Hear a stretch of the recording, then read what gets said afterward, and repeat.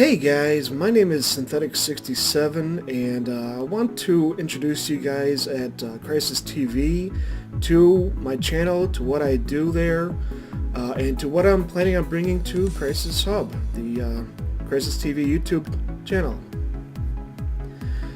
On my channel I primarily review stadiums, Minecraft stadiums, be they for American football, world football / soccer, tennis, hockey. It doesn't matter what kind of stadium, as long as they're based in reality. That's what I'll review. Even wrestling, for that matter. I also have a tutorial series. This is my stadium I'm working on currently in my tutorial series. It is not finished yet, but I thought it would be a good idea to use, a good thing to use, to show you guys what all I do in my what I cover in my tutorial, but more importantly, what I cover in my review series as well. So with my reviews, I cover structural design, like these walls out here, this little kind of valet parking deal. You pull up and somebody will take your car and park it off in some unknown parking garage that I haven't built yet, or don't know if I will build. Moot point. Anyway, structural design, like I said, is primarily with the outer walls, other little structures around, or the elevator structure over here, or outer stairways, things like that. So let me backtrack here. I cover 5 areas in my reviews: structural design, interiors, sightlines, and stadium size, and creativity. I just covered structural design there, so let's go to interiors. And as you can see, I'm flying around here now. Interiors covers everything you see in the interior of a stadium, whether it's a, in this case, unfinished merchandise shop here, or bathrooms, or a ticket booth perhaps, or even player areas. If you go on inside over here, you got player locker rooms like this one here, player showers, player lounges like this one here, a infirmary for the players if they get hurt.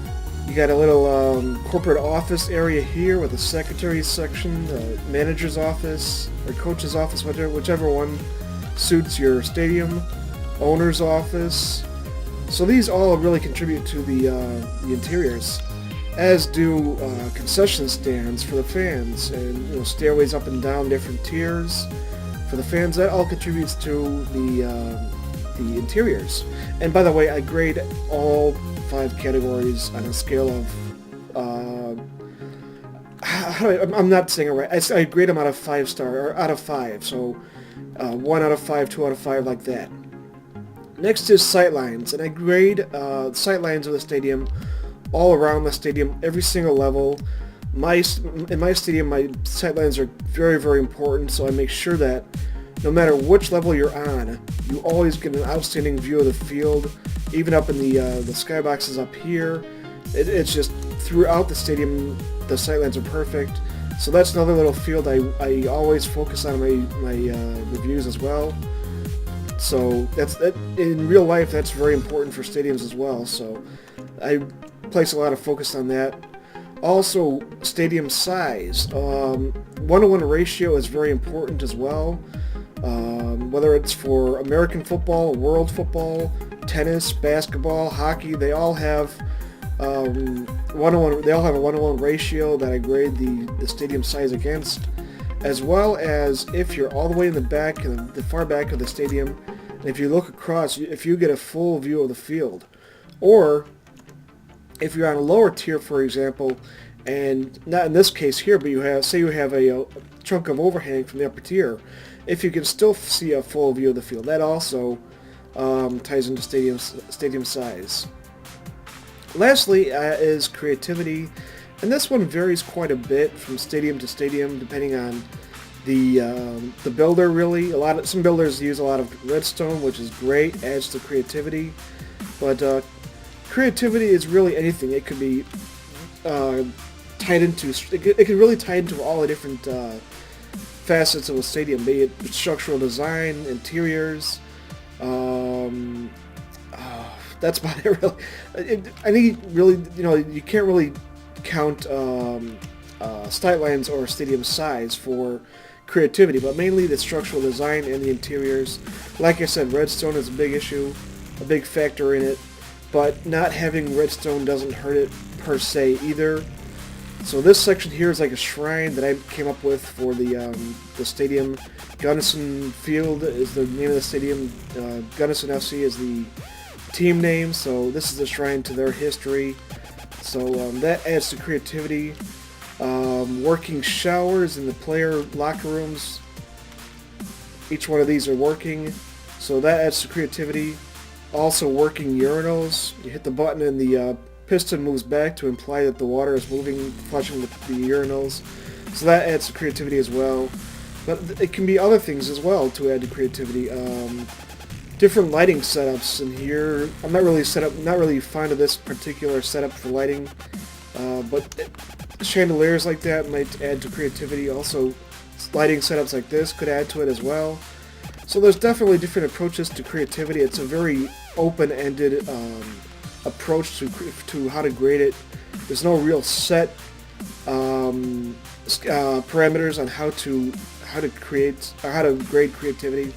A team logo like this would add to it as well. So it's just wide open category. And that's basically what I do with my reviews. My tutorials, I just cover each, I've done, so far, the majority of this stadium here I've done in tutorials, or shown you guys how to do, or my subscribers how to do all the different corners and interior aspects and things like that.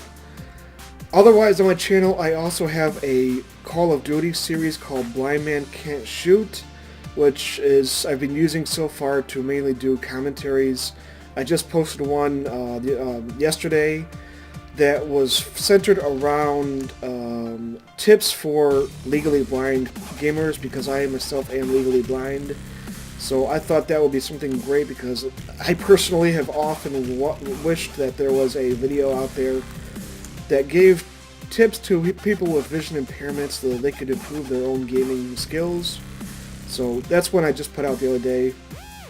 Another, well, my future plans for my channel are, I'm thinking about doing a single-player career season or series in FIFA 14, which should be arriving tomorrow in my mail. Also planning on doing a Contrast series, a PS4 DLC game Contrast. Thinking about doing that.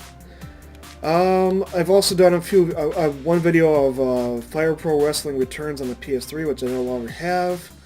But a little bit of Resogun from the PS4 as well. But mostly Minecraft and a little bit of Call of Duty as well. But that's about it for my channel.